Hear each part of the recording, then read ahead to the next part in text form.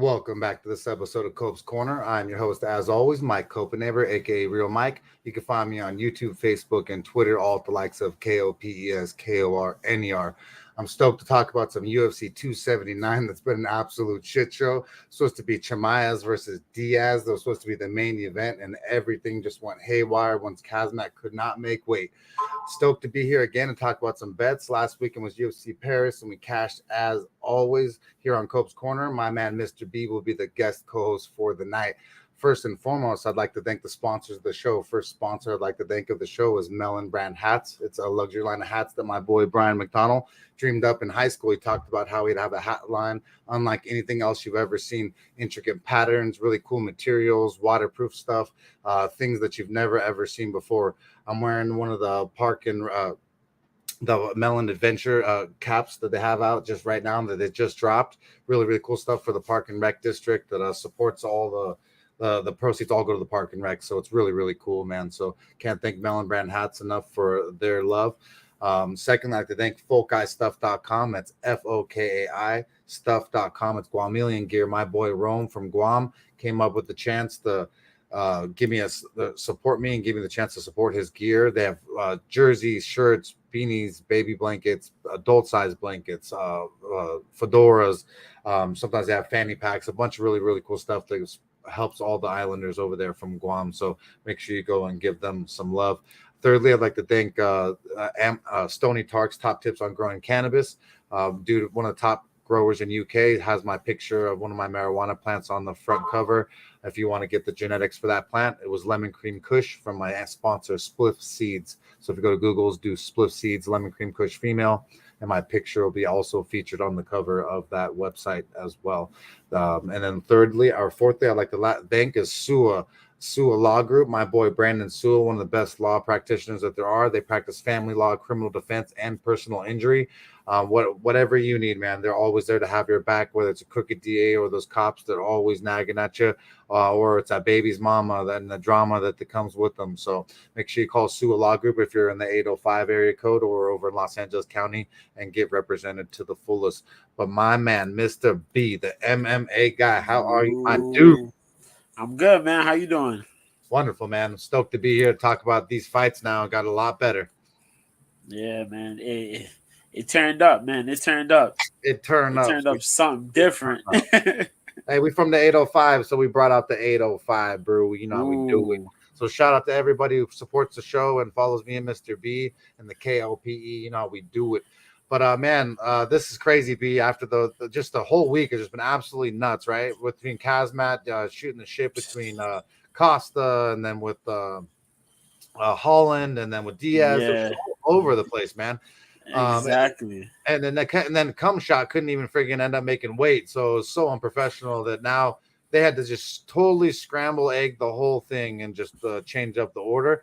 I'm actually stoked, though, because Nate Diaz is going to have a much better chance at a victory here in this matchup compared to the one that he had before him with Khazmat. Like I said, Khazmat could not make weight, 7.5 pounds overweight. It's just absolutely ridiculous, B.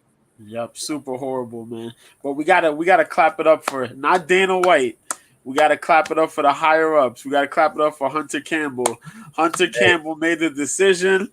Said, "Yo, we're gonna pay Nate. We're gonna make this matchup happen," and that's what happened. Yeah, man. Yep. I mean, if you're watching the interviews all week long, I was actually getting sad. You know, I love me some violence. I love to see someone go out in their shield. But Diaz didn't look into it at all. It was very much looked like his brother versus Robbie Lawler last fight, where he just didn't want to be. He just didn't even look like he was interested at all. He even said that he didn't want this fight. Didn't ask for this fight and ended up getting this fight because he's a tough son of a bitch. But it's not smart. Last fight on his contract. Now Nate Diaz is gonna be fighting Tony Ferguson at 170 pounds.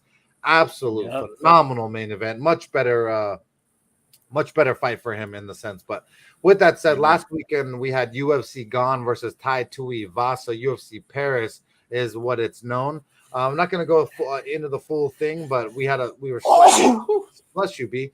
We were slightly profitable on the night. That Paris parlay, B, that we talked about, sure as shit, Cass. Yes, sir. We had Cyril Gone, we have Nazardine Emavov, and we had Benoit Saint-Denis all cashed in. We had 2 units on that, and we won over $230 So 2.3 units just on that. We end up losing 1.4 units, 5 units on Charles Air Jordan. Nathaniel Wood looked fucking phenomenal, B. Yeah, he really did, man. Disappointed in Jordan, man. I don't know what the hell was going on. That dude got outclassed, bro. School. Between the sweeps and trips and just the heavy. I didn't expect Wood to have the heavier hands of the two. I really didn't. No. Man, he really threw it on Jordan, man. I was like, wow. He was big credit. That pool, huh? Yeah. Big credit to Nathaniel Wood. And I don't know where Jordan goes from here, man. Yeah. That's something that, a loss like that, you gotta go back to the drawing board for a little bit, man, before you call for another fight. He just doesn't seem to have what I thought he did have, man. And yeah, pretty crazy to see him get from a guy that was smaller than him get pretty much outclassed, outsized. Yeah. Let's see what else is there to talk about that we could, I guess. Roman Kopylov defeated Alessio Di Crico, and they looked absolutely phenomenal. Kopylov did. We favored him. And then, like I said, Nazim Imavov dominated Joaquin Buckley, 3-round unanimous. Ferziam's performance. Holy shit. Against Figlak. Yeah. Wow, yeah, that was another one, actually. That was actually the only other L that we took that night. We took Michael Figlak, ended up losing on him. But yeah, man, Figlak lost to Ferziam. Ferziam looked amazing, way better than I ever imagined him coming out in that bout. Yeah, super, really, really good, man. Implementing the wrestling in his striking together and just really dominating Figlak. Big props to him. Yeah, so shout out to Ferziam for cashing that for whoever you guys backed him because man, I just didn't think that he had it. But if you bet pretty much all the French fighters, you could have the Paris parlay I talked about. Where I took 3 French fighters, we cashed 3. And remember, I wanted to add a fourth one, and it was it? Abbas? I think it was Gomez. You wanted to put Gomez in there. No, it was Abbas, I believe. Abbas Magomedov. No, you're right. It was Gomez. It's Gomez. I think you wanted to do Abbas separate. You wanted Abbas separate. We liked Gomez, but it was Kopylov. I think that's what it was. That was the fourth leg that I thought about as well. And remember, it didn't add much on the parlay, so we were like, no, there was no point to throw in an extra leg. But every single French fighter won. So if you guys went with the French roll, man, you guys absolutely annihilated this card. And Abbas killed Stoltzfus. Stoltzfus got fucked up. 19 seconds, bro. God. Yeah. So yeah, and then Robert Whittaker dominated with Marvin Vettori. It's crazy because that's what initially I had Whittaker, but then at the weigh-ins, I like the initial body language of Marvin Vettori, and he did not look good in the ring versus Robert Vettori or Robert Whittaker. Sorry. But the main event was Cyril Gane versus Tai Tuivasa, man. But Tai Tuivasa gave Cyril Gane some shits, knocked him down in one of the rounds, and Cyril Gane ended up winning, though. KO, TKO punches. It was really the body shots that ended up getting Tai Tuivasa to fold later in the third round. But what do you think about this fight, B? That was a really good fight. Probably one of the craziest heavyweight main events we've seen in a while. Jesus Christ, that was awesome. We talking about the back and forth, the technical striking, Tuivasa being a lot more calmer in the cage than he usually is. So chose his shots. That second round, man, he blasted Gane. I think it was with a left hand. Was it? Was it a left or a right hand? I think it was a left hand. I don't know I don't know the final shot because I was more looking at the body shots because that's to me what really he caught. Tuivasa caught Gane with I think it was a left hand that caught him, and he dropped. Then he got back up. Then he started hitting Tuivasa. Then he started catching Tuivasa with the teep kicks to the belly, and those started killing Tuivasa. Tuivasa was not feeling none of those kicks. Then Gane caught him with a head kick. I think it was. Hold on a second. He caught him with a head kick, but hold on, I gotta get up real quick. But I'm gonna be okay. I'm still here. Yeah, he caught him with a head kick, and then he faked that he was injured, but came right back at him. That was crazy. What up, Justin from Vancouver? Appreciate you, my dude. Always appreciate you in the house. But yeah, man. So with that said, that was UFC Paris. Very exciting event that for free as always, man. One of the free bouts always end up being better than some of the ones that we pay for. So, but with this said, UFC 279 Diaz versus Ferguson is the new title. Look at that poster, baby. Chimaev versus Holland, Lee Jingling, the Leech versus Rodriguez. It's gonna be absolutely phenomenal. Fucking so stoked to talk about these bouts that are going to be going down with you, B. The first fight of the night we got, B, is Darian Weeks takes on Johan Lanisi. 1 second, I freaking jumped ahead of myself. Johan is 8-1. He's from Canada. He called himself the White Lion. I'm sure my boy Justin L from Vancouver knows a little bit about Johan, so we'll try to jump into the chat and talk about him. 30 years old, 6'1" with a 76-inch reaches on a 1-fight losing streak, fighting out of, like I said, Canada. He's got a boxing style. He last took on Gabe Green. He lost by punches in round 2, which I don't like when you are losing by punches, especially when you're up in the upper echelon. He beat Justin Burleson before that on the Contender Series with a left hook in round 1, and then body punches. He beat a guy round 2, Evan Cutts, who was 12-4 in CFFC 98. So, this dude, like I said, he's a boxer, so he wants to bang, and he's gonna have the chance to do that versus another fellow boxer, pretty much in Darian Weeks, who's 5-2. 5-2, 28 years old, 5'11" with a 72-inch reach. He's on a 2-fight losing streak, though. He's fighting out of Missouri. Shout out to my boy, Kick Your Bass over there from Kansas City, Missouri. He last took on Ian Machado Gary, and he lost a unanimous decision. Ian Machado is obviously one of the higher prospects from over across the seas. And so he lost a unanimous decision to him, and, no real big shame in that. Then he lost to Brian Barberena. He lost a unanimous decision. Brian Barberena is a savage. We've seen that now as he's progressed in his career. So both of his losses, he hasn't got knocked out, didn't get finished, and he's been there pretty much for every bit of the way. He's 5'11" and the 72-inch reach. Another dude 6'1" with a 76-inch reach. What I don't like, though, is the size advantage that Johan has over him. It's going to be a really, really good fight between these two. Let me pull up the odds real fast. B, you want to break down your opinion on this fight? I'm going to pull up the odds. Oh, you hear me? Yeah, I barely can hear you. You got faint. All right, hold on a second. I'll be right there. It's okay. No worries. I'll wait. Yeah, I'm going to pull up the odds right now. So the odds makers have this fight right now. They have Johan at a plus 100, so even money on 5 times, negative 125 comeback for the favorite Darian Weeks. So slight favorite, $125 you got to put to make 100 in Vegas on Darian Weeks. Man, this is a tough one for me. I feel like the experience factor Darian Weeks does have, but I don't like the size advantage. Johan opened up at a negative 150. He's been pounded down to the plus 100. I'm favoring Johan Lanisi on this one, B, but I'm going to see what you say about this fight. But Darian Weeks, slight favorite. No real edge here. What do you say, B? I like this fight. We've seen Darian Weeks where Darian Weeks has good boxing. Yeah. I do like his stand-up. I do hate the fact, though, he can't quite defend the takedowns like I thought he would be able to. No. His last couple outs, he hasn't really looked that great. I thought Barberena would beat him. Huh? Better matchup for him than the most. Yeah, that's very true. He fought Rodriguez. He fought he fought Gabe Green. Yeah. Gabe Green. Yeah. Him and Gabe Green fought. Weeks and Green. Green managed to move a little bit more and kind of outstrike him a little bit.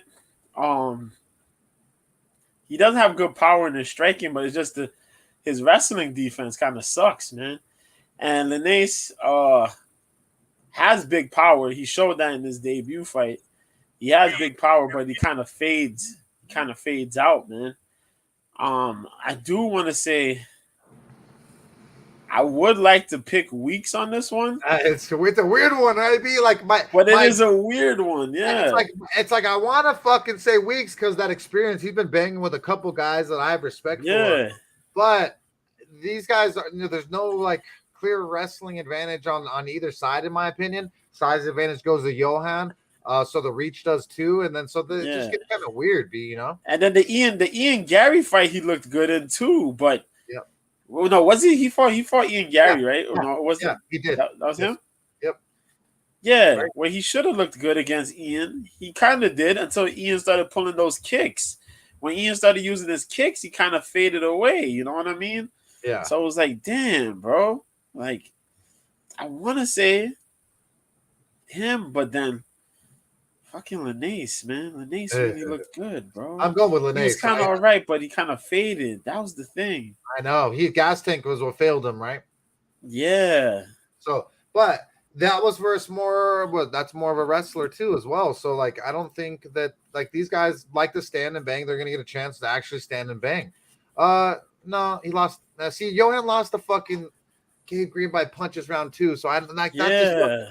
that concerns me. You know why I hate being knocked out. So I gotta fucking I might go backwards. I think I gotta go Darian Weeks, bro. I can't do the knockout stuff, bro. I can't do it. You know me, B. All right. So we're going to take Weeks. I gotta Who's the go. favorite in this one? Who's the favorite in Weeks this one? Weeks is a slight favorite on 5 times right now. I believe $125 makes you $100, so negative 125 for Weeks, plus 100 even money for Johan. If Weeks wins this, I can see Weeks winning this probably by decision. Yeah, it's gonna be very, very interesting, man. And so, with that said, Yeah. like I said, no bet on that one. It's gonna be a fun, entertaining fight to open up the card.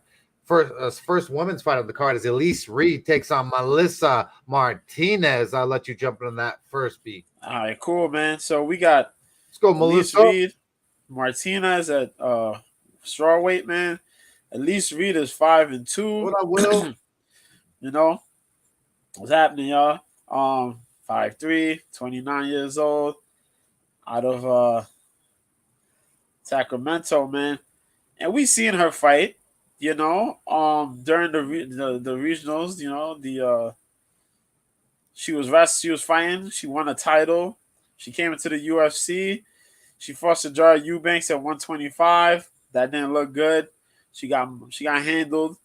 She fought Corey McKenna at 115, and she won. That was in London. She started kickboxing. She used the kickboxing. She limited herself from striking, which was her strength, in my opinion, and started using kickboxing. Her last fight, she fought Sam Hughes. Forgot that she was a damn wrestler and had Sam Hughes wrestle the absolute hell out of her, finishing her in the 3rd round, which was crazy. Very. Reed is a top heavy fighter. She has wrestling, but I don't know. As I said, she totally forgot all about it in her last 2 fights. Thought she was a Taekwondo expert. She thought she was Michelle Waterson in there. What the fuck is wrong with you? She's going up against the girl though, man. Super Melly Melissa Martinez, who's 7-0. 7-0. 25 years old, 5'2", 64-inch reach out of Mexico City, Mexico. Currently riding, of course, a 7-fight win streak because she's undefeated. Duh. I've seen her a couple of her fights. She's coming out of Combate Americas before it became Combate Global, you know, and UFC was having a field day picking up a lot of those talents, so they picked her up. Last fight she fought Desiree Yanez. Desiree fights in Bellator now, but she beat her by split decision. Caroline Gallardo, she beat with knees to the head and punches. And Francis Hernandez, she beat with a body kick and punches. Interesting note, though, she hasn't fought since 2019. So it'll be about 2.5 years since she's actually fought. Nearly 3 years since she's fought. Because she was supposed to fight Yanez in a rematch, but that got scrapped. And she was supposed to come on debut against Hannah Cyphers on this card, but that got scrapped. So she's fighting Elise Reed. The girl is gung-ho, bro. The girl is gung-ho. She got a lot of good striking. She got pretty level defense. She moves around pretty quickly. Elise Reed got to mix the game up unless she's going to get, if not, she's going to get dogged out. I hope so. Yanez, my fault. Martinez here is going to look for the finish. She is very fast. She's very calm though. But she is a dog. She is a dog. And if Elise Reed is trying to come out there and play Taekwondo again, Taekwondo patty cake, she's going to get torn to shreds, bro. So I'm looking in this fight here. Reed's going to try to get some takedowns, but I think Martinez would probably be the one to shine in this one. I Yeah, think baby. Martinez comes out guns blazing. That's all I can hear. Yeah, in a speed that I don't think Reed is prepared for. Yeah, I agree, man. And I'm going the same exact way. I don't know if it's just the Latin blood that I got in me from my mama being a Flores, but Melissa Martinez is an absolute little dog. She's got a good gas tank, good heart, and you can't ask for much more than that when you're asking for two ladies to go at it. Right now, Five Dimes has her at a negative 163 B. So I'm throwing down 1.63 units on the money line for Melissa Martinez to do the damn thing versus Elise Reed. I feel like Elise Reed's just a little bit too flat-footed. Sure, her face is very hittable and she's very cuttable. Just being very pale skinned. You're going to see what I believe could happen. A cut could happen, and you could see some blood and some damage show. And that will definitely help Melissa Martinez, and also the volume of Melissa Martinez, I believe, will be there for me and Mr. B to cash that bet. So that'll be the first bet of the night for Cope's Corner. The third fight of the night is Chad Anglier is taking on Helia Tang. This is going to be an absolute banger. Helia Tang, every time he gets in the ring, the Mongolian Knight, he calls himself 15-8-2. He's 30 years old. He 5'5" with a 66.5-inch reach. One fight win streak, fighting out of Fight Ready MMA, one of me and Mr. B's favorite camps. He's a 16th century warrior fighting out of China. Last took on Kevin Kroom, won by punches. Round one looked absolutely phenomenal. Then he did a draw versus our boy Gustavo Lopez. I've interviewed Gustavo a few times on the MMA for Money show, the former podcast that I was on and live show. Went to a draw, so the judges saw it go kind of each way. Then he lost to Casey Kenny. Casey Kenny's got great wrestling and was just absolutely smothered him, gave no chance to strike. And so that's when he kind of learned some kind of a takedown defense, really implemented it. That's why you're seeing him at Fight Ready. You're going to see him with much better wrestling, much better gas tank now. Things should be much improved. He's taken on Chad Anglier from Canada, the monster. He called himself 12-5. He's 35 years old. He's 5'6" with a 64-inch reach. He's on a 10-fight win streak, though, himself, fighting out of Calgary, Alberta, Canada. He last took on Jesse Strader, and he won counter left to ground and pound round 3. And then Mulin Gruthoff, he won a split decision on the Contender Series. Just Jesse Strader, though, was 5-2. So I don't really care about that finish. Went all 3 rounds. The Gafarov was a split decision on the Contender Series. I don't even know how you got this far with just going to a split decision on the Contender Series. Usually you don't make it that far. Brady Highstand, former he fought on the Ultimate Fighter. He beat him by punches round 3. Hardworking young man. So this dude is a finisher when he finishes, but I'm not quite sold on him, man. I feel like Helia Tang is the side here that I like to favor. Right now, the odds makers have Helia Tang. They believe it's the same, negative 175 on 5 Dimes. So you got to throw 1.75 units, so $175 to make 100 on Helia Tang. Comeback for Chad Anglier is plus 140 B. I got Helia Tang here. I think he's got way heavy. He's way too heavy-handed. Got a lot of heart, and that I feel like his takedown defense has been improved, and he should be able to do this. What do you say about this fight? Who, I like Haley. Oh, I like myself some Haley, man. Let's go, Martinez. He's going up against this scrap iron of a man named Chad. And Chad, all Chads are tough, bro. How dare you already hype him up? Chad and Helliger is really what you would compare to as scrap iron.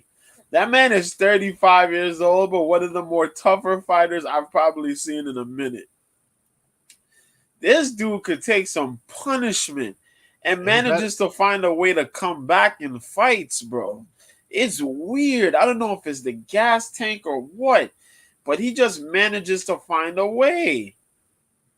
Some of the people he fought in his fights were like, all right, this guy's magically having the lead. And all of a sudden, Chad comes in, boom, out of nowhere, turns it up a notch and just beats you up on either cardio or heart, just turns up. And Alatang gonna have to find these shots to beat this guy up. If not, he's gonna get grappled the hell out of, man. And Chad will grapple you up. He'll grapple you up something fierce, man. B, and that's gonna be the issue. You are hyping this dude up right now. Nah, man, Chad is crazy, bro. I got it. Pele got to get this fight within 1.5 rounds, man. He got to finish this up. If not, that boy Chad gonna come back with a fury, boy. I'm telling you, Chad and Helliger is crazy. That's a crazy old dude. He's my age, but I consider him to be somewhat like an old dude. He fights like an old man. He fights like that. Like he really just comes like, yo, throw the best you could throw. I'm gonna match that up, and then I'm gonna turn up on you. Watch, and that's what he does. We shall. I watched that fight he had with Brady Heinstein. Talk about that. Shout out to Brady. Brady's gonna finally get his UFC debut against my homeboy Freddie Garcia. Brady doesn't fight Freddie Garcia this year. So Brady doesn't have hands though. Brady doesn't have power. Brady's a wrestler's first and foremost. That's his number one attribute. He does have good work ethic and whatnot, but he's not really like the best fighter himself either, you know. Mike bro, my boy Justin L says Mike bro seen Chad in Vancouver fight. He don't stop. I get it, Justin. But dude, he don't stop, but he can walk right into a left hook, or he can right into an uppercut too. That's the problem that I have with it. I just don't know if he can handle the fucking punches that Helia Tang is gonna bang against his chin, and so that's why I'm favoring him. But Justin, have you seen something I don't? Show me. But like I said, what did he do? Let's check him out, right? Chad, I already brought it up, but Chad, he beat. It took 3 rounds to beat a guy in Jesse Strader. Like he's so tough. It took 3 fucking rounds to beat a guy from Lancaster, California, over here that we call a bunch of hillbillies and hicks that nobody gives a fuck about. Now that 5-3 Jesse Strader, like he took 3 rounds to beat that guy up. He's supposed to be so fucking good. Then the Contender Series, he couldn't even fucking finish no one. He split decision. Hey, Mike. Hey, Mike. If Chad loses, then you can talk all the shit he wants. I'm gonna all talk the shit you want. Oh, I will. But if Haley loses, prepare yourself. Hey, don't make me bring up the one you're wrong last week with Paris. We don't need to bring up your love affair last week that you swung me off of, because I was like, oh, I love my boy B, so I love it. But I Paris, will. Paris was supposed to fight good, man. She did, but she got caught. Close, she got caught in head and arm throws like a limo. Head and arm throws. Did you hear that? Head and arm throws. It's terrible. I'm just stating facts. I'm just saying, like, the guy he's not that crazy. You guys are like, you're making him like seem like he's literally like a baby war machine or something. I'm not. It's not computing. Maybe it's because he's 5'5". Maybe that's fucking why it's not computing. I'm not sure, man. Casey Kenny doesn't quit either, and Helia Tang's already dealt with that. In that sense, like he's already dealt with that. Like. And then he's already got a win after that. And so going to be a great fight. We've already touched on this one too much for a fight that we're not betting on.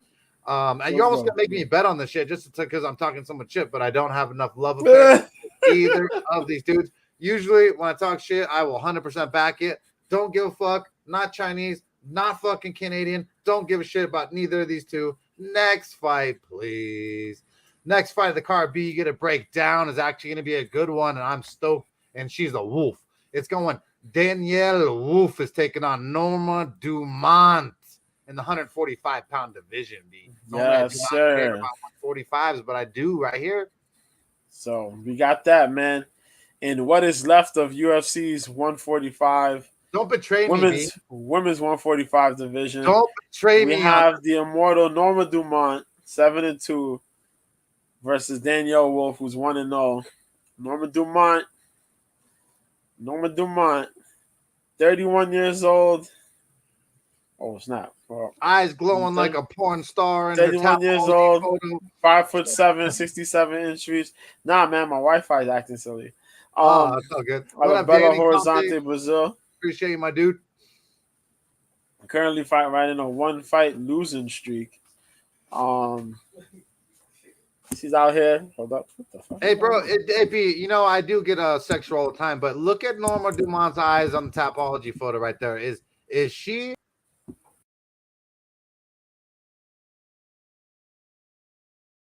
trying to be sexual, but it just is what it is. Maybe it's just guy's mind. Sorry. It's just an insight to how sick we guys are. B's better than me. B's a lot better.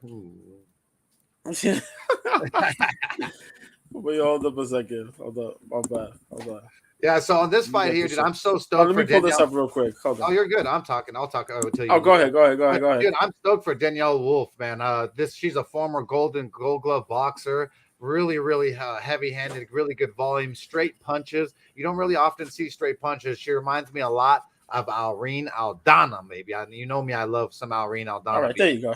I'm good now. Okay. You're good. So last time she fought Macy Chase on. Lost by split decision. She beat Aspen Ladd before that, and she beat Felicia Spencer before that. She beat Ashley Evans Smith before that. She's been fluctuating between 135 and 145 in the last couple of fights. Macy Chase on split decision. Kind of got outpaced a little bit. She also had somewhat of a bad weight cut going on because that was the same card where Charles had the weight issues. But yeah, that whole scale shit I think got in her head. Kind of messed up. It was all good. But Norma Dumont primarily has a jiu-jitsu background, but she's also improved a lot with her striking. Somewhere with her Muay Thai and boxing. Compared to how she looked when she first debuted for the organization compared to now, is a whole like night and day difference. Pretty damn solid. But she's going up against Danielle Wolf, who's a Golden Gloves champion, was supposed to be up in the Olympics, but that didn't happen. I think it was because of her age, and they didn't quite have the weight class at the time. So she missed out on that. So she won her one fight in the Contender Series. She fought Tanisha Tennant, won to be in the Contender Series of 2020. But she had some injury and a whole bunch of other bullcrap. I guess they were waiting for her to improve her skills before she was really, really ready. So she finally came out. Primarily boxing. She does have a background in jiu-jitsu. She's been practicing for quite a bit. Here's how it goes.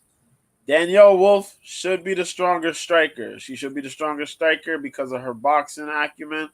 But this is MMA. She did not look that great against Tanisha Tennant. And Tanisha Tennant didn't quite have the takedown defense, really. 2 years ago. 2 years ago, though. But she had 2 years ago. But she had a lot of good striking, though. And she did beat up Wolf. Wolf is coming in now in her second fight. And Norma, she does have a height advantage and a reach advantage, if I remember correctly. 70-inch reach. And she's damn near 6 foot tall at 5'11". Yep. And she's training with Alliance MMA. She's training with your boy, Mike, your favorite character. Don't even throw me that shit. So, Eric Del Fierro's my boy. The Cruz ain't shit. Yeah, and Dominic Cruz, man, boxing legend himself, dog. Yeah. So there's gonna be very interesting to see how that footwork is gonna do. She was a slightly flat-footed fighting Tennant a little bit. But I do want to see how she handles herself, not just with the stand-up, but how much improved her ground game is. Norma should be able to come in here and hassle her up for a little bit, but Norma did have problems against Macy. And I think with somebody who's capable of moving on the feet, I think Danielle Wolf will probably be able to tag up on Norma Dumont. If I was a logical thinker here, like really sitting there thinking, with all the experience Norma Dumont's gotten, she shouldn't lose this fight. But there is a big red flag here because of the striking, and all fights start standing up. Her fighting striking sucks. That fucking Danielle should get the KO TKO Megan here. Anderson knocked her out, bro. Yeah. Macy Chiesa managed to avoid a lot of the ground stuff and beat her up on outpointing on the striking, outpointing her in striking. So it's like, bruh, you talking about a girl with a polished jab, good 1-2s, knows how to throw her punches. This is gonna be problematic for Norma if Norma can't get it to the ground. Yeah.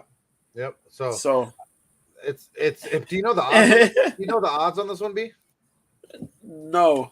Do you want to know? I think they had Danielle Wolf somewhere. How much is it now? Because I know at one point it was like Daniel Wolf was like 310 or some shit like that. It was plus 310. 300 plus 310 depends on where you're looking, but that's disrespectful for a girl to knock a bitch out, bro. Like she could just mollywop this fucking girl. And Norma Dumont is not the girl you want to be throwing your money on a favorite that fucking high.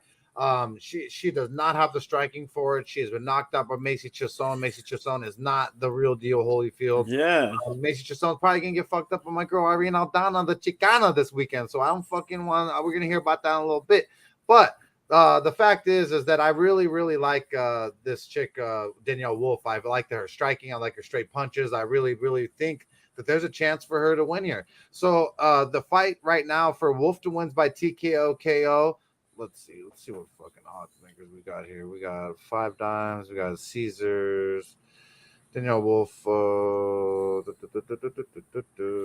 plus 800 bet MGM. So we got a plus 800 on bet MGM right now for Danielle Wolf wins by KO TKO. I'm willing to risk it. I'm willing to throw down to 0.5 units. I'm gonna throw $50 on Danielle Wolf wins by KO TKO at the plus 800. I just don't feel like Norma Dumont deserves to be standing with a girl such as Danielle Wolf. But we'll see. I just really, really like this girl striking. I like the fact that Norma Dumont's been knocked out before by a girl named Macy Chiasson. Macy Chiasson's striking is not near on the level of a girl as Danielle Wolf. So we shall see, man. Plus 800 is an amazing number, and we'll be back next week to talk about that fight and that affair. The next fight of the night is one of my favorite fighters, Chris Barnett, Beast Boy. I call him the Kung Fu Panda, is taking on Jake Collier. And man, Beast Boy, I don't know if you guys know, but his fiance passed shortly before his last fight. And which is very, very vicious to go through. I couldn't even imagine losing my fiance right now, especially with my 3 sons. It's just so devastating to lose. Women are kind of like, they say men are the backbone. It's like women are really the backbone. Just like on a chessboard, your queen is the strongest piece. And if you don't have a good queen, I don't know what you have in between. But Chris Barnett's lady died, and so it really, really wrecked him. And he ended up losing his last fight versus Martin Boudet, technical decision. And so this dude's 36 years old, 5'9", 75-inch reach on a 1-fight losing streak, 22-8. A really, really fun fighter, super exciting. You would not ever imagine the athleticism that this guy displays for his weight and for his roundedness. It's just absolutely just a fun man. We cashed him versus Gian Vellante on our show. Not a lot of people had faith, but we sure as shit did. And man, was it fun when he finished him. But like I said, this dude is a great dude, really, really exciting fighter, and it's going to be a lot of fun to watch these two dudes bang. Jake Collier, the prototype, is 13-7. Pretty much an OG of the sport now, 33 years old, 6'3" with a 78.5-inch reach on a 1-fight losing streak, fighting out of Cuba, Missouri. He last took on Andre the Pitbull Arlovsky. He went to a split decision, which is pretty impressive. I thought that Andre Arlovsky was actually going to beat him there. Or actually, he did beat him. I think we bet that one, right, B? Yeah, we did. So we bet Andre Arlovsky there, and so we bet him there. And they know that's the OG veteran. I always bet the OG versus a newer comer. Then I believe we even bet Jake Collier versus Chase Sherman, and he beat Chase Sherman rear naked choke round 1, and then he lost to Carlos Felipe by a split decision. So this dude, he used to fight, I believe, at 185-pound division. Let me check out that. 205-pound for sure, but for sure 205 pounds. Now he's just thicker than a Snicker. He's going to have the reach advantage, height advantage, a lot of things. He's got a lot of toughness. I don't know if it's just the love in me for the gummy bear, the Kung Fu Panda, the Beast Boy, Chris Barnett. I want to pick him, but I think that it really is just a love affair. And my brain's telling me that you go with Jake Collier, and I think that he's going to most likely end up winning this fight. If he could bang 3 rounds with Andre Arlovsky, Chris Barnett had problems making weight. I really don't see Chris Barnett having as much oomph for the last round and a half. So I think this is a good chance for Jake Collier to end up winning this fight, especially if he can get into the end of the second, end of the third. Possibly win decision or finish him late if Chris Barnett gasses. But I do love me some Beast Boy. Right now, the odds makers in Vegas have Chris Barnett as a plus 333 underdog on 5 times, negative 450 comeback for Jake Collier. So they're thinking the same exact thing. What do you say, B? Yeah, man. You taking Collier, right? Yeah. I Yeah. want to take Chris Barnett. I love him. I'm gonna cheer for him. I was gonna cheer for him like I was cheering for Diaz versus Cum Shot. Yeah, I wanted to root for Beast Boy myself, man. But we got to take a lot into consideration, man. Collier has been coming, you know what I mean? That's a big guy, man, but the dude really has legit skills behind him. And I know he was super slim as a light heavyweight, and he got real big as a heavyweight, man. But the dude's really brought back the skills with him. He He's does. really good. Yeah, he's gotten some, you know what I mean? He showed that he had some really good boxing. He's really improved on his striking. And he has a ground game, man. And I don't remember seeing his ground game at light heavyweight, really. But he really put it, you know what I mean? He's put it out there, and he's wrapped up some folks, you know what I mean? Got some wins against a couple folks here. And, as much as I like Barnett, I could see it as getting a finish here. Collier possibly landed some really good shots and possibly getting a TKO finish. A TKO or even a submission finish, you know.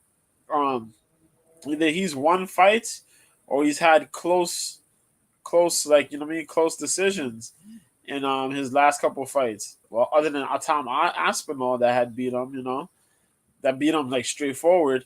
Carlos Felipe was a split decision, and the other fights he had dominant, you know what I mean, finishes. Plus Andre Arlovski fight. Plus 110 for Collier wins inside distance, B. Ooh. Not a bad number. That's not a bad number. No. For a fucking negative 400? Yeah, that's not a bad number. It's not. That's not bad. And I can see that.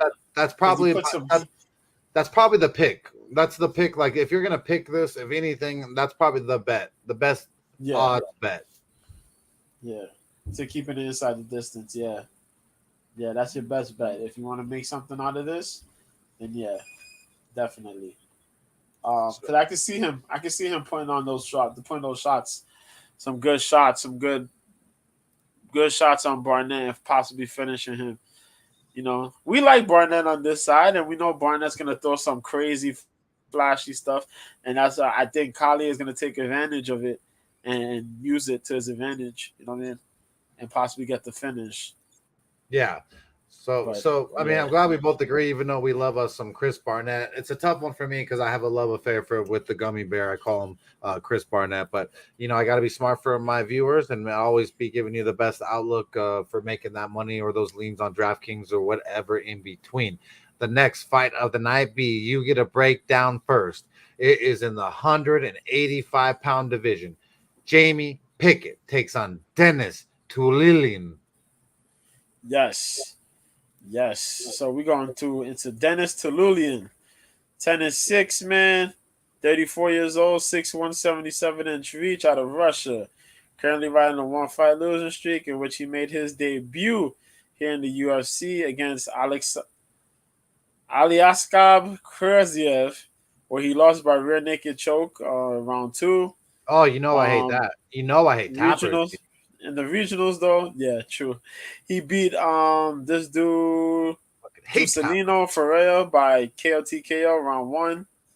Ikram Aliskerov he lost to by Kimura. Tapper. And then Alexei Novikov he beat with elbows.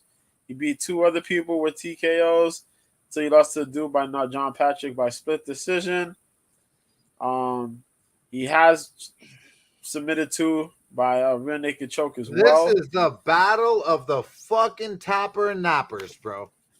But the dude has heart, and he's willing to throw his punches and get his strikes in. You know what I mean?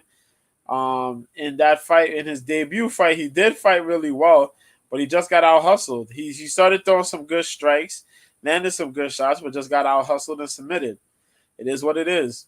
He's going up against Jamie Pickett, man, the Night Wolf, 13-7.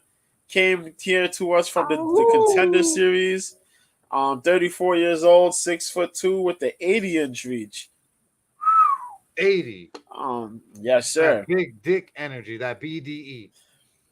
Last time he fought, he lost to Kyle Dawkins by a darts choke. You guys remember that one? That one was a little wild and crazy. B, both You these know what I guys are mean? tapping all the time. But he beat Joseph Holmes unanimous decision and Laureano Starpoli. Starpoli, we don't give a fuck about Starpoli. Starpoli's not No. even here no more. The But only he thing we lost care to about, Jordan, right? the only thing that Word. Starpoli matters is that he's Argentinian and Argentinian barbecue with that entraña and that chorizo sausage, fucking infused sausage is so fire, bro. But he Sorry, lost to Jordan. fat guy. He lost to Jordan Wright.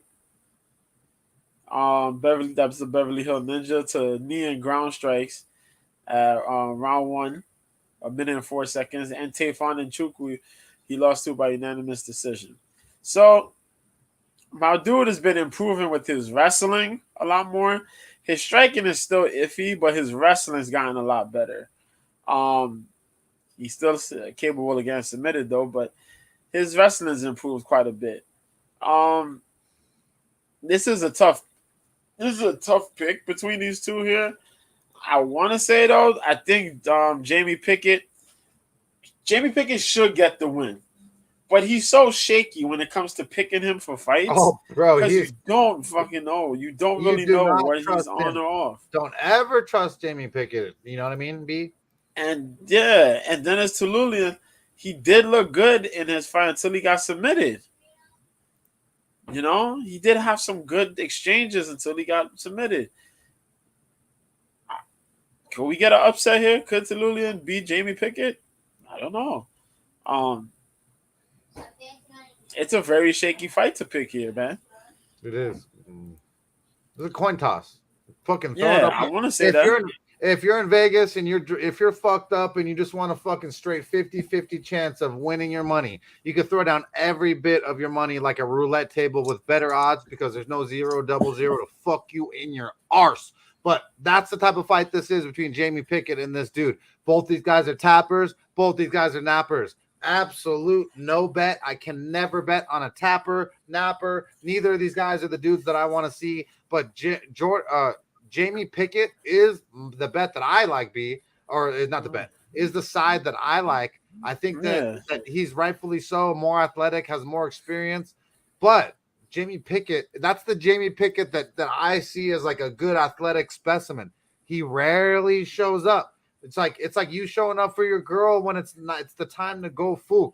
You know, it's not always gonna be over 5 minutes. And don't even fucking try to lie to me, bro. It's fucking under 40 pumps and you done. I mean, it happens to me too. So I'm just saying that's how I feel with Jamie Pickett. You don't know what you're gonna get, like Forrest Gump. Like life is like a box of chocolates. So with that said, I'm going Jamie Pickett because my initial read on the weigh-ins was him.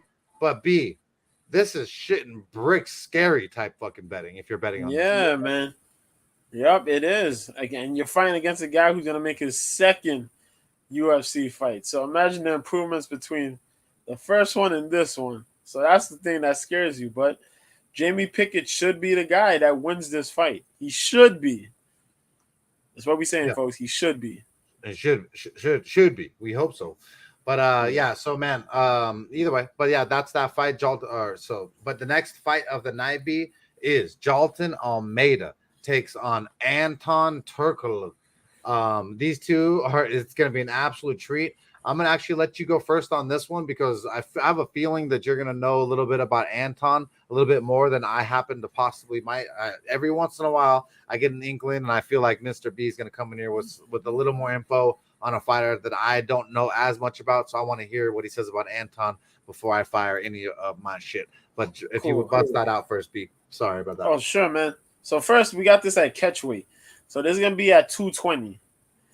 This will be a 220 because Almeida was supposed to fight another person at heavyweight, but they pulled out. So Anton will be coming. Anton got a contract this season, if I remember correctly.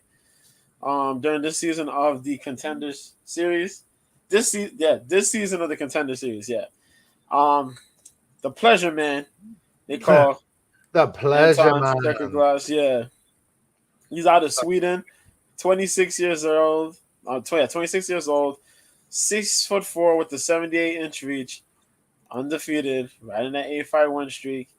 He fought this dude named Casio dos Santos, where he won by unanimous decision. Um, he won.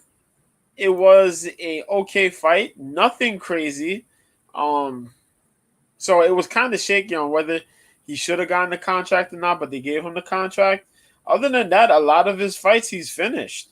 He only had one fight that went to a decision, really, and every other fight he has a finish. If it's not by KO, TKO, it's by submission.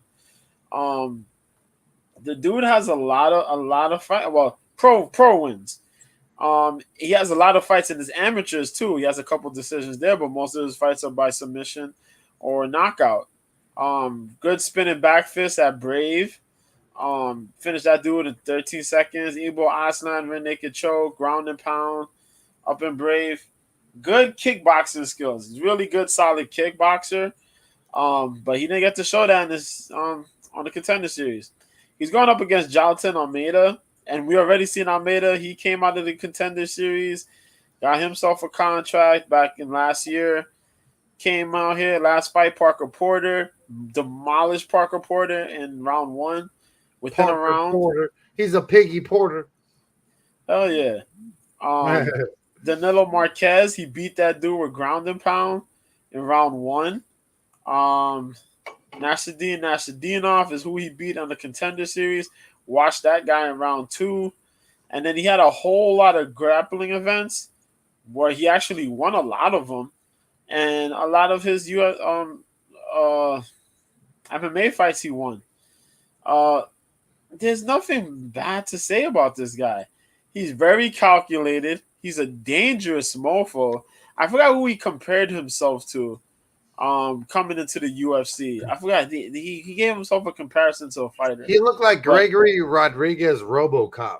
It looks like he fucking cousin. But yeah. Hey, Day, is that your cousin? But Almeida got strong jiu-jitsu skills, heavy top pressure, and knows how to finish these fights, bro. I don't know if this dude is gonna be capable of handling a guy like Almeida, but he could make this fight very interesting. Turkalj, he could make the fight interesting, but my bets are on Almeida to come out here and do work, beat this guy, pick up another win, and go home. That's how I feel. That's all. Not to say that Anton can strike, but I feel that this dude's gonna demolish. He's gonna go through Turkalj, man. Anton, poor Anton. Doesn't it seem? It seems kind of like fishy, you know, like that. This is it seems too easy, almost like Almeida. It's just so. It's like big old body, all the muscle in the world. You're seeing him in your. It's like eye candy. You're seeing the numbers. He opened up at a negative 1,500, down to a negative 6. Where is he at? Almeida 649, 650, depending on where you're at. Could be still at 850 on some books, which that fucking book sucks. Let me see what book that is. FanDuel, fuck you, FanDuel. Fuck you for that fucking shitty ass fucking odds you got there for your fucking people. You're a shady ass fucking crooked ass bookie. You're a piece of shit, similar to Cum Shot Khazmat. Fucking crazy. You guys fucking put such shitty odds down for the people who bet there. Fucking, that's such a high discrepancy. It's not even funny, man. So fuck FanDuel. That's fucking crazy. Sorry for that fucking random rant. Can't even believe the difference. Can't even fucking believe the difference on numbers there, bro. I'd fucking piss on them if I could. Oh shit! Straight out. Tired of this pussy shit. God. Tired of pussy shit around here. I'm just gonna be straight out honest and just first and foremost all the time, just transparent. Don't give a fuck. It's gonna sound like I have Tourette's because I'm just saying shit. But so with this fight, Jalton Almeida just seems like it's too easy. I have Jalton Almeida too. I had him naturally at the weigh-ins. You see him, but you see Anton. Anton didn't look scared at all when they locked horns. Anton didn't look like he had any intimidation at all. But that's not the fight. I'm feeling like Jalton Almeida just has way too much power. The reach, 1-inch reach advantage. The height is about the same. So you know what you see in Almeida is not as big as you might think, and so I do see why people bet on Anton. when he was a negative 1,000 or whatever that crazy number was. He's at a plus 500 ish. So, I mean, I'm not betting on either of these. I'm picking Jailton Almeida because I feel like that is the proper side. I would not bet this. I wouldn't parlay this. But with that said, that's my side on that one. The next fight of the night is Hakeem Dawodu takes on the OG veteran Julian Erosa. B. And man, this is going to be a good one. Sadly, like the theme of the show might be, is that Hakeem Dawodu couldn't make weight. Came in thicker than a snicker, man, and he came in dry. It just looked he looked terrible. I believe it was 4.5 pounds. No, 3.5 pounds overweight. Pounds, yeah, it was because they give you an extra pound allowance. I was off one. So either way, this dude's a specimen, though. I do like Hakeem Dawodu a lot.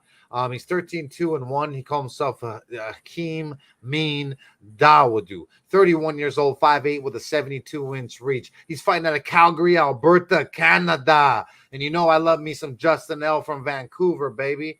Last one fight win streak. Mike Trezano, unanimous decision. Masvar Evliov, he lost the unanimous decision. Masvar's been an absolute beast, and no one's been able to handle or solve the puzzle that is him. Zubaira Tukhugov, he beat us by split decision. I'm not very high on Zubaira Tukhugov. I don't really care about that at all. But he lost to Danny Henry by guillotine choke, and I hate nappers, I hate tappers, and that qualifies. Round 1, lost by guillotine choke in his first fight in the UFC. So you count that down to jitters, you count that down to blah, blah, blah, but I still have that in my mind as Achilles heel for this guy always when you end up tapping. Julian Erosa, Juicy J, 27-9, 33 years old, 6'1", 74.5-inch reach. He's on a 2-fight win streak, fighting out of Washington, Yakima MMA. He last took on Stephen Ocho Peterson. He won a unanimous split decision. Sorry, unanimous. You're a fucking idiot, Mike. A split decision. And actually looked phenomenal. I think I actually lost money versus Erosa that night because I felt like Stephen Peterson should have been the right side, and he wasn't. He beat Charles Jourdain by a huge upset by a Darce choke in round 3, and that's when we found out that Charles Jourdain is nothing like Air Jordan. So then he lost to Sungwoo Lee. He lost by round 1, left hook to ground and pound. Siwoo Choi is actually fucking really big, has a great left hook. One of the better Chinese or Korean. Let me look at that. I think it's Korean. I don't want to fuck that up. Korean. Sorry, that's why I didn't want to fuck that up. Because you tell Korean that they're Chinese, you tell Chinese they're Korean, and you ain't going to get served no fucking good food no more, right? But Julian Erosa has been in the game for a long time, but he's been tapped and napped. He's been napped, actually. He's been tapped? No. He's been tapped. Napped, sorry. So punches. Head kick, punches. That's all pretty much of Julian Erosa's losses going back on his record. Man, the odds makers have Hakeem Dawodu at a negative 225 favorite still. Plus 175 comeback for Julian Erosa. I think Hakeem Dawodu is the better athlete. I think he's the better, he's stronger when he wants to be, but because he missed weight, I don't know what kind of mind state we're getting in him, and Julian Erosa is the wrong guy to count out. But because the fact that Julian Erosa has napped so many times, because he's came back to the UFC, went out and then back a few times, I really can't count him. I can never get a really good feel for Julian Erosa because I feel like he's not going to be here for as long of a long term in the next, say 3 years. So even though I don't like the weight cut miss, Hakeem Dawodu is the dude that I'm going to pick, but I would not fucking bet this fight because that weight cut miss. Julian Erosa could end up tapping him. It could be very, very scrambly, and it's going to be a good fight between two guys with a lot of talent. B, what do you think about this fight? I can't agree more with you there, Mike. You pretty much nailed this one on the head. That would do very technical with his kickboxing, very sharp, very athletic. Julian Erosa is a dangerous cat, man. When he's on, he's on. Problem is, he has gotten knocked out a lot of times. He's never been submitted, but he has been knocked out or technically knocked out. Lot. He's had some close fights. Well, not really close fights. he has very few fights where it was been close and he's won. Yep. As far as lost fights, very few of those split decisions are in losses. They're mostly just unanimous decisions or knockout losses. But Rosa's a dangerous guy. He has underrated jiu-jitsu skills that he has pulled off. But he's got to be very wary. My money would be on Dawoodu, but this is such a sketchy fight because Dawoodu did miss weight. And I don't know where he's at mentally going into this fight with the guy who's fired up like Arosa is. Arosa's really looking forward to this fight. This might be one of Arosa's best performances yet if he could pull this one off. True. But damn, there's a lot of weight on Dawoodu, and now he missed weight. So it's kind of like, damn, you got to work your way back up to the ladder again. The theme of the card, huh? Missing weight and all kinds of shit. Tell me about it, man. It's been insane. It's been it came out better than ever though. Be like, I even tweeted that what possible of what it should be, and then it came out exactly what I hoped. But shout out to Alex Buhinen on Twitter. You want to follow him for some of the best news that there is. He actually came up with the idea before I did. I came up with I came up with Diaz Ferguson, and he came up with the whole rest of the card. But either way, absolutely amazing, man. I can't wait for this card. I did not want Diaz facing Khazmat. These OG veterans who, it's like you treat your elders with respect, right? That's what we're taught. That's what you should be taught. That's how you should do things. And if you like UFC, right, and you like MMA, the pioneers of the sport and these OGs, like you should be respectful to them. They've taken punches and bunches and a lot of things that they shouldn't have for our sake. Even for barbaric guys like myself who scream for absolute savagery and I want to see people knocked out, die on their shield. But I don't want to see these guys with CTE and so punch drunk that they can't really do things after their career ends. A guy like Nate Diaz has one fight left on his contract. I'm stoked for him that he gets the fight out his contract be with an actual chance to win and have some fun on the end of his career. You know what I mean, dude? Right. And so with that said, man, this whole card got twisted up and it's just came out to be absolutely amazing. The next fight of the night, B, you get the pleasure of breaking down. It is Johnny Walker takes on Ion the Hokulaba.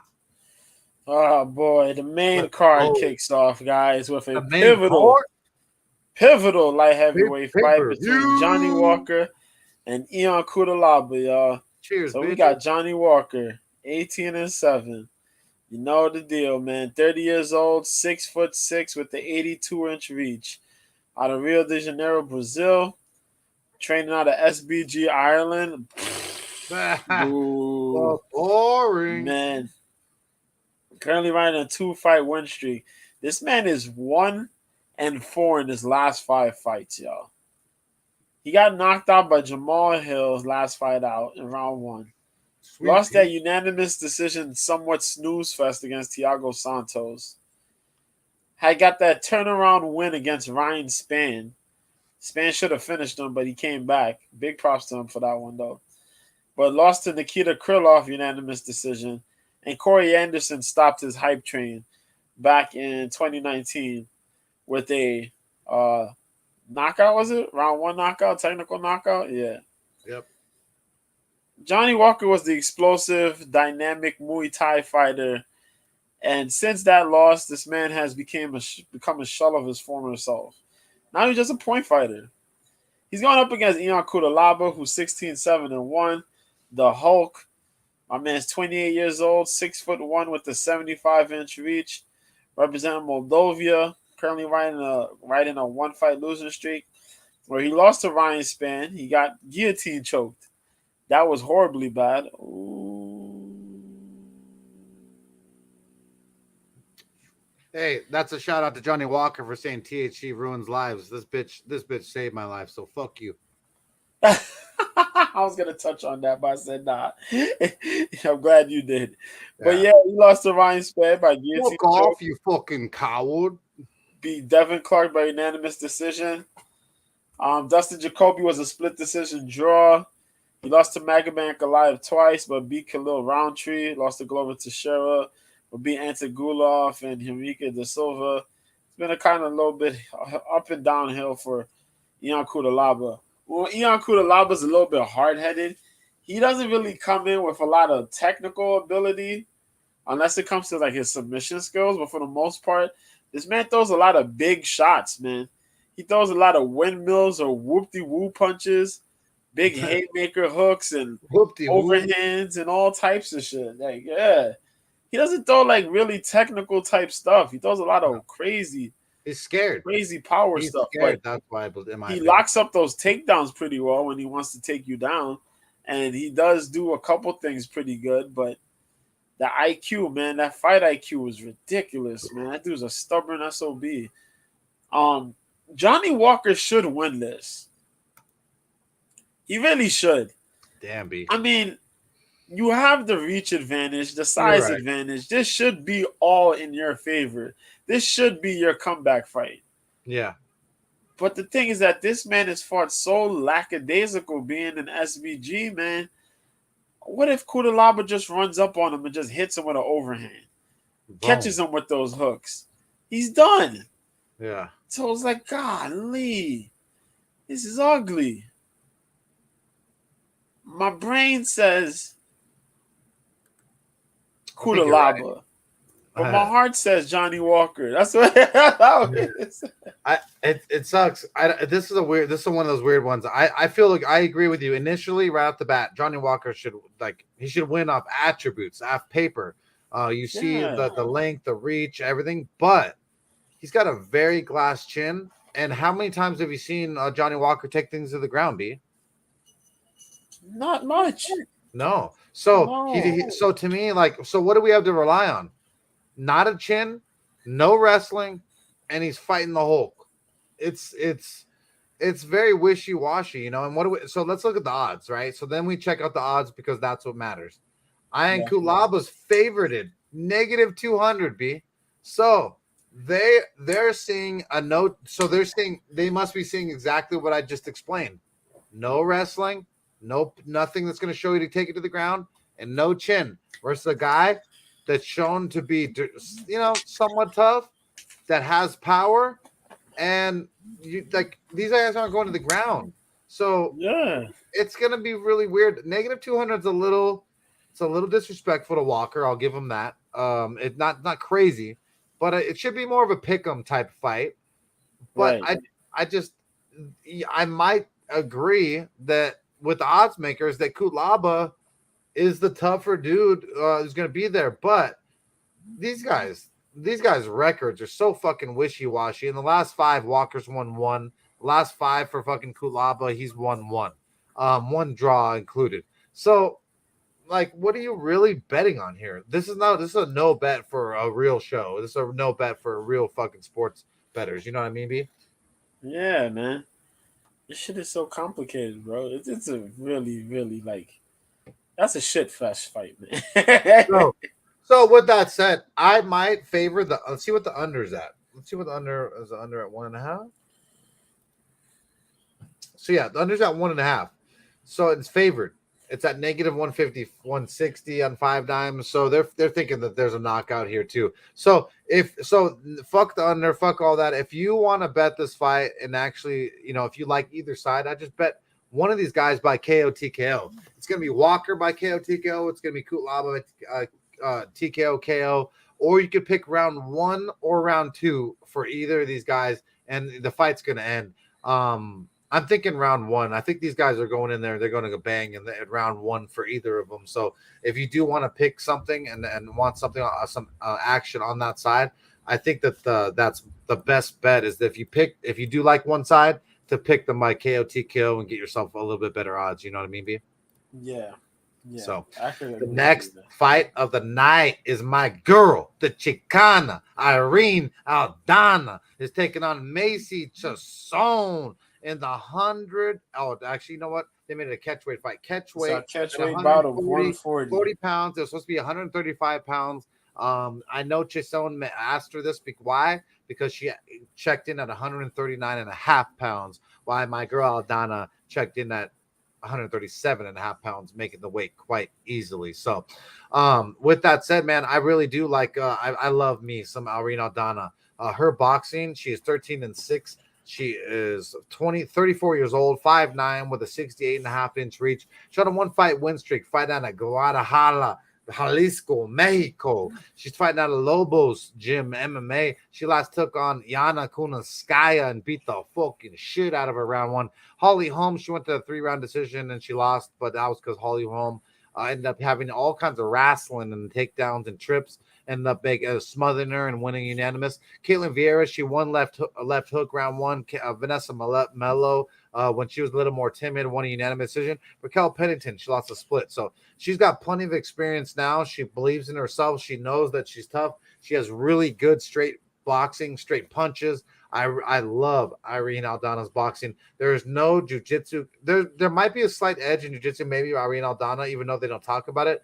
But this is going to be a boxing match that's going to stand for almost all 3 rounds. Irene Aldana wants to stand. I think Chiasson wants to stand. Unless Chiasson gets damaged, which I do think she can, that she won't go for a takedown because I feel like she thinks that she has an edge in the striking. But I'm Irene Aldana all day. $188, negative 188 for Irene Aldana. So 1.88 units for her over Macy Chiasson's plus 150 on 5 dimes.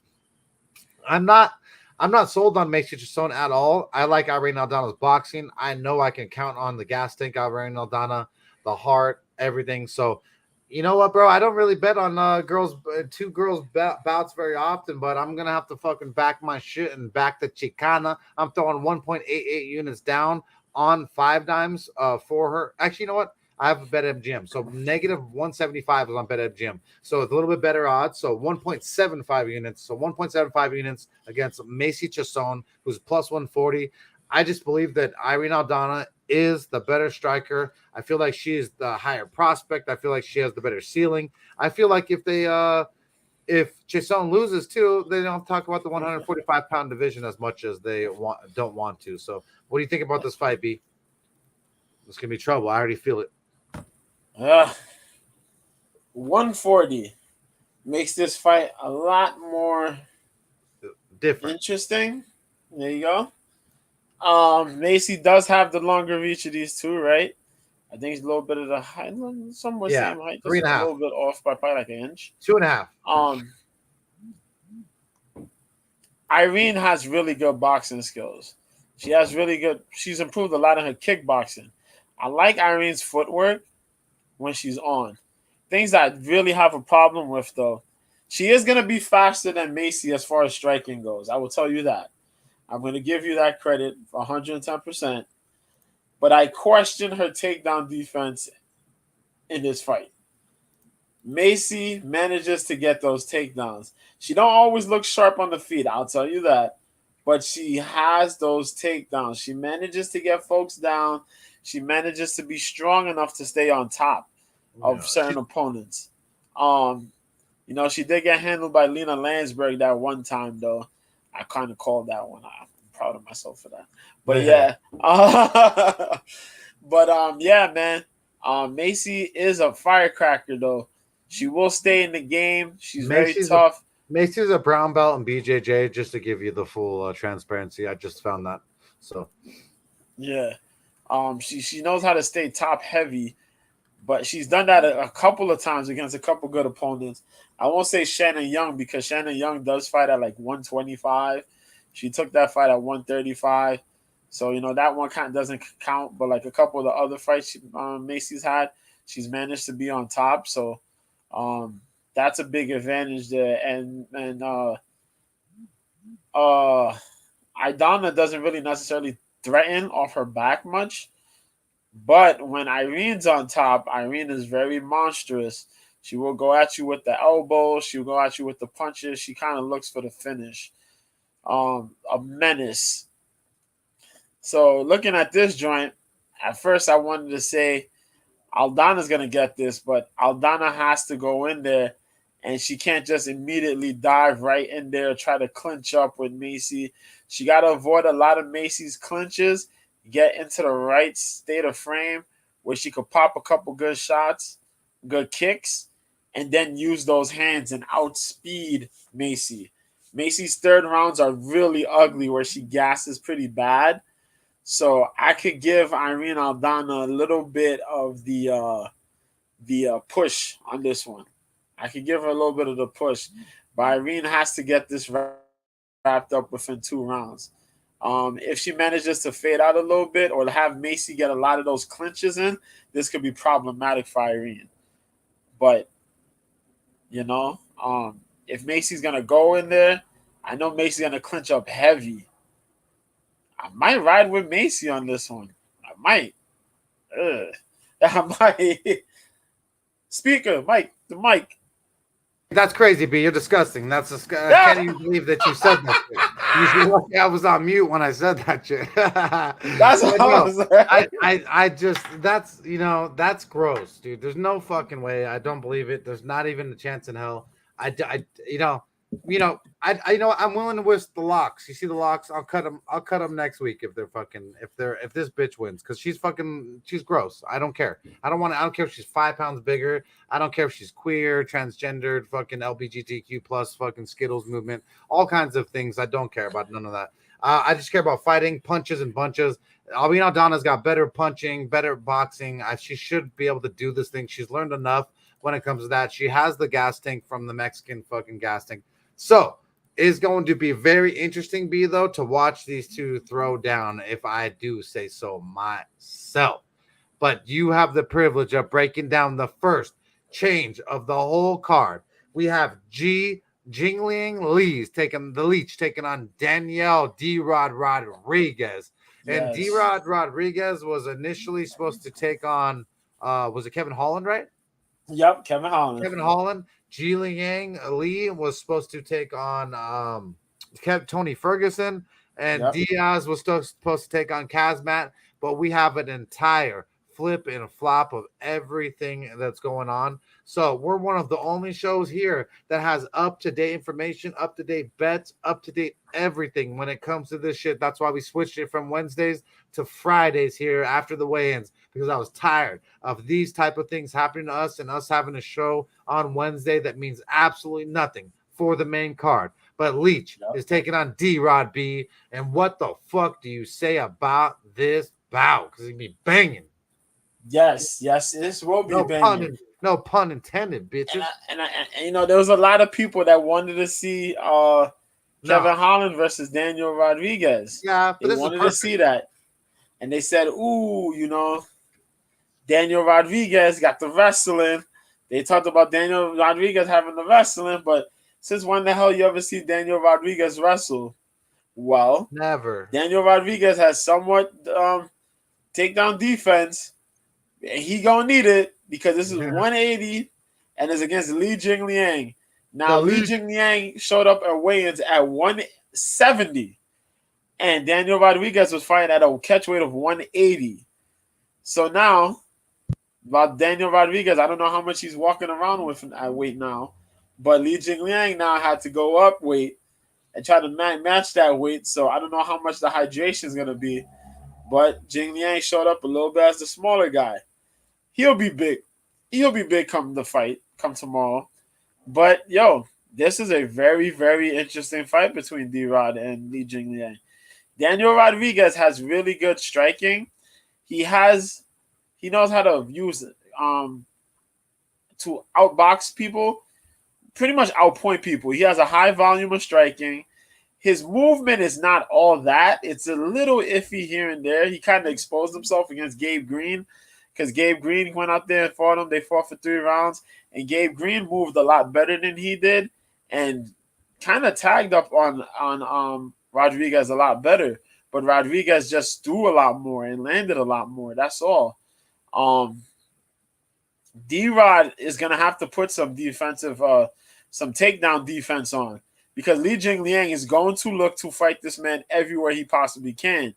Li Jingliang is a dude that is big at 170, but has put on a lot better improvements size-wise and striking-wise. We seen him beat Muslim Salikov his last fight out. He beat up, Aleski dos Santos. He stopped that dude.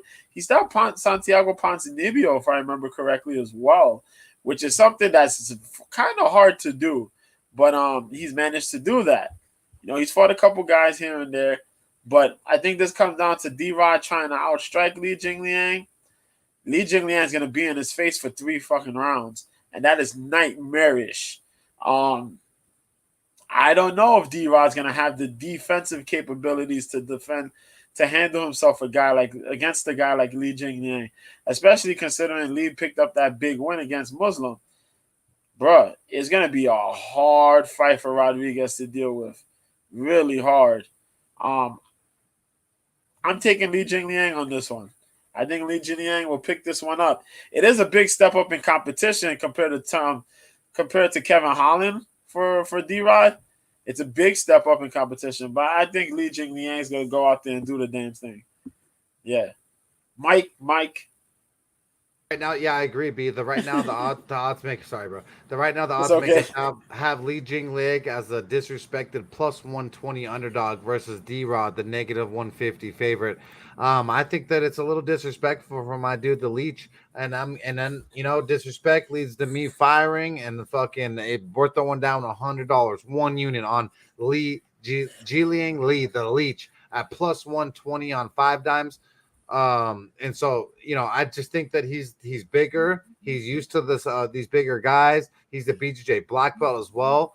D-Rod does not have that on the ground. So if Leach wants to smother him, take him down, he could do that, and he can do that. He's tough enough, and I really do like the fact that these odds are on our side.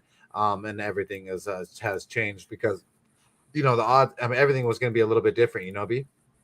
Yeah. So, with that said, the next fight of the night, B, you get a breakdown first. Khazmat Chimaev is taking on Kevin Holland. Boy, this is our second fight at 180. Because Khazmat Chimaev couldn't stay at 170.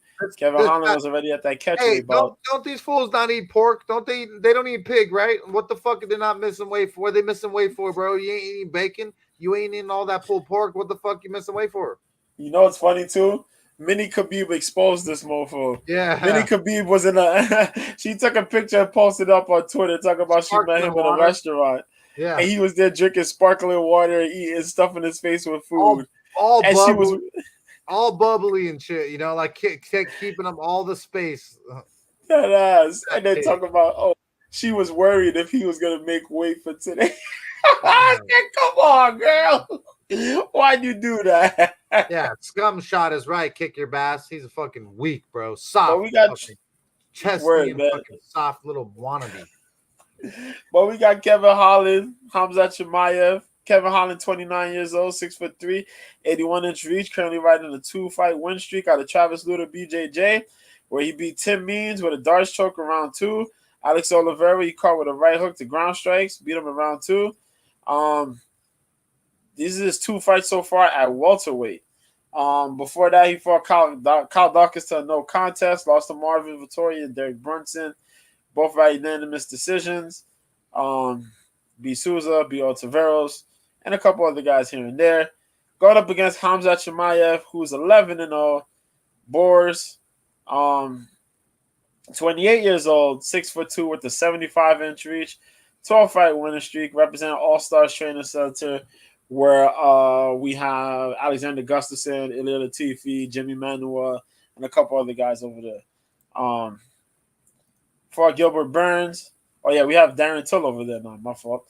We have Gilbert Burns that he fought. He won by unanimous decision in that thriller earlier this year. He fought Li Jingliang, where he beat Li Jingliang 3 minutes 16 seconds in round number 1, Austin 3:16. Jesus Christ. He beat Gerald Mearshart 17 seconds, and then beat Rhys McKee, John Phillips, all those other guys. Blah, blah, blah, blah. On paper, Khazmat Chimaev is supposed to come through here, use his wrestling, grapple up on Kevin Holland, probably ride out the wrestling to a full 3 rounds or however it's going to last until he either beats him up by TKO or submission. Kevin Holland's been training with a couple folks here and there. He's been training at American Kickboxing Academy and some other places to get his wrestling in. A lot of people said that he's been improving quite well in his wrestling, his takedown defense and whatnot. But we still haven't quite seen it because most of the fights he's kind of handled on his feet. Holland has a crazy reach. He has a 6-inch reach advantage. But we all know that Khamzat knows a way to get inside and use that wrestling on people. If you could close distance and you have wrestling, you may no care about how big the other person's reach is. But Kevin Holland, as we said, has trained a lot. So we'll see if he could muster up some takedown defense. He should use his range and pick this dude Khamzat apart and then go for the kill. If not, Khamzat pretty much closes distance, rags him, and then calls it a deal. But we could probably see Khamzat do some incredibly stupid shit and try to go toe-to-toe with Kevin Holland and throw those strikes like he tried Gilbert Burns. Kevin Holland has a reach advantage. I don't think you should do that. And he's willing to use his kicks against you. I don't think you should try to throw hands with Kevin Holland. I think you should stick to your wrestling. Khazmat Chimaev should pick up this win, but you know the whole community is going to laugh itself off if this dude Kevin Holland comes in there and cleans his clock, bro. With that said, brain says Khazmat Chimaev, heart says Kevin Holland. Yeah. Your thoughts? It's a tough one. I feel the same exact way. I do not like cum shot, fucking Khazmat after this. Very unprofessional, not to mention he missed weight. There was no like empathy or sympathy in the fact he flipped everyone off, including you, me, and everyone and their mother. I don't care. I don't care what you fucking think, but the dude fucking has no respect for the sport, for anything at that. He didn't try at all. He didn't even show up fucking with sweat on his body that he even showed any bit of weight cut. This fight sucks for Kevin Holland because he's wrestling is his Achilles heel. He knows it. Chimaev knows it. So Chimaev is running in there, taking a double leg instantly. And that worries me for Kevin Holland because the fact that he could be finished because he is vulnerable to the submission if he is, dominated on the ground, especially if you have your back on the ground mat. But it is 5 rounds. If Khazmat does not get this done quick, he is absolutely fucked. He has 1.5 rounds, in my opinion, to get this done. And if he doesn't, he's fucking smashed. Even though I just can't pick cum shot at all or scum shot. Doesn't matter. And so I'm gonna be picking Kevin Holland here, no matter what. Do not bet this just because I said it. But the fact is that if you missed the weight, there's something wrong with you. You felt like you projected this on yourself, or you didn't want to make weight. Like you feel something like something's there that you could be beaten. And this guy is not what everyone is making him out to be. Yes, his wrestling is good. Yes, his top control is good when he's the hammer. But if he isn't the hammer, then we're gonna find out real fast how long he lasts. But yeah, I'm going with Kevin Holland here. A lot of people are betting Kevin Holland here as well. He has plus 375 for Kevin Holland. He opened up at a plus 675. So everyone is on Kevin Holland, and I think that's emotions. So because the emotions are there and my emotions are there, I will not be betting on this fight because of that and because I do care about my fans and making money. But the next fight of the night is something that I can get into. Nate Diaz, the OG veteran, is taking on Tony the Boogeyman Ferguson. I cannot fucking wait for the chance for Nate Diaz to actually get a W in the UFC. I mean, we're talking about right now, so you got to go right off the bat. I mean, I don't need to break down. I don't need to go into the reach. I don't need to go into anything. The height advantage is going slightly to Nate Diaz, and the reach is pretty much identical. We're going to go to straight jiu-jitsu. Nate Diaz, BJJ black belt from Gracie, absolute stud, one of the best dudes to ever roll on the ground. He's going to be rolling with Tony Ferguson, 10th Planet Jiu-Jitsu black belt from fucking Eddie Bravo, absolute G. I feel like Nate Diaz has the edge on the ground. I don't care what the fuck anyone says. You got to be fucking shitting me, fooling me if you think that Tony Ferguson has something on the ground that Nate Diaz hasn't seen. You haven't been around on the ground. You have never rolled on the ground if you think that Nate Diaz is not ready for every fucking thing in their mother that Tony Ferguson and 10th Planet Jiu-Jitsu is going to throw up. So then you go to boxing. You go to straight striking. Nate Diaz has better boxing. He has better cardio. And when he is there, he has probably more volume. Tony Ferguson has more awkward movements. He has a more awkward style, which makes him just a very awkward guy. But I don't like, um, you know, I not to hate on Tony because I love Tony. I don't like the way he strikes. I don't like his striking stance. I don't like the way his movement. Like, yes, he gets some cool elbows in there, and hopefully those can land on Nate Diaz and actually get him to be cut up. But you're also wishing upon a star that's something that you could actually do. I I'm not seeing the clearest path for Tony Ferguson. Other than if Nate Diaz literally showed up with no weight cut, like he has no cardio at all, then I see Tony Ferguson winning this fight.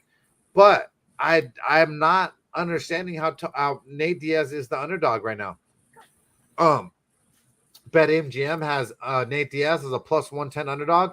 He opened up at a negative 155. That means everyone and their mother has slammed it on Ferguson for I don't know exactly why. So we're getting better odds on Nate Diaz. If obviously the judges are going to be against us in the sense, and the UFC's against us. But I have to bet with my brain. And my brain is saying that Nate Diaz can handle every scramble that Ferguson can throw at him. And my brain is saying that the volume of the Nate Diaz is there as the straighter punches, and I can just rely on it more. So I'm going to be throwing down one unit plus 110 on Bet MGM on Nate Diaz, the fucking 209 Stockton OG to do the damn thing. I just feel like this is a way better number. It's a way better fight. It's a way better morale. And I'm just going to be there thinking that the number's wrong. It opened up at negative 155 down to plus 110. And so I'm going to let it ride, and we're going to glide right through. But we'll see what Mr. B says. But what do you say, dude? This is the fight that we all wanted. This is the fight we getting. Let's it's a go. really good fight. It's coming down to. I think this just comes out to true grit, man. Which guy has the bigger gas tank? Who lasts longer? Over who gonna quit? Who breaks first? Pretty much. We know Diaz brothers come in with some serious boxing. They use that range. They use that output, high volume striking. Tony Ferguson is a man of madness. He lives and thrives on chaos. If that man could control the pace of the fight, he wins the fight. For the most part, you slow him down, then he's a goner pretty much. Diaz are famous for slowing motherfuckers down. Exactly. And the longer the fight goes, the stronger Diaz brother gets, man. It's been proven, and it even been proven with Nate. More so Nate than Nick nowadays. But yeah. But Nick proved it. Yeah.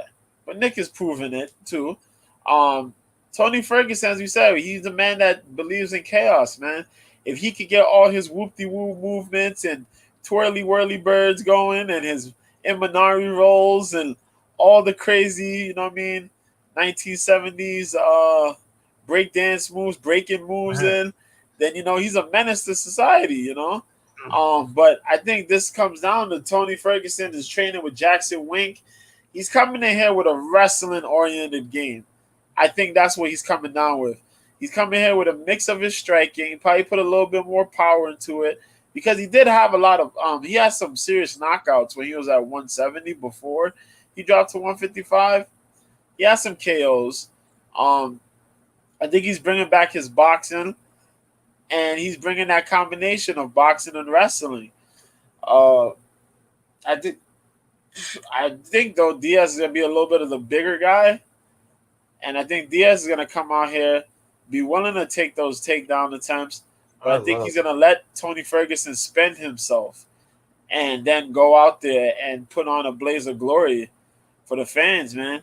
I'll take Diaz on this one. Let's go, Diaz. I'll take Diaz on plus money. On plus money, I'll take Diaz because this is the fight Diaz wanted. Diaz really sat all day. Diaz sat where from.